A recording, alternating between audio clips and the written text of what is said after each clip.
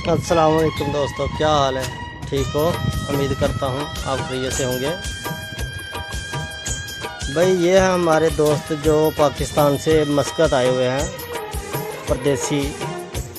जो लोग पाकिस्तान में रह के सोचते हैं कि परदेसी भाई जो हैं उधर रहते हैं, पता नहीं कैसे रहते हैं, कैसे जीते हैं, आराम से एसी वाले कमरे में बैठ के खाते हैं पीते हैं और महीने बाद पैसा पता नहीं तबूकों के नीचे से निकाल के भेज देते हैं।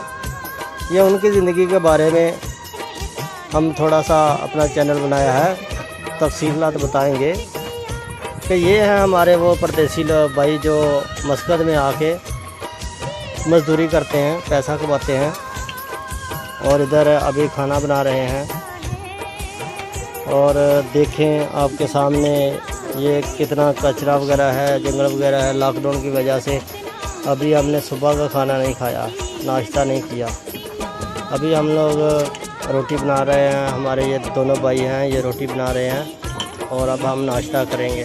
सुबह का तकरीबन दोपहर का 1 बज चुका है और यहाँ हम रहते हैं। ये हमारे रूम हैं और रहने सहने का भी देख लो, आपको नज़र आ रहा है।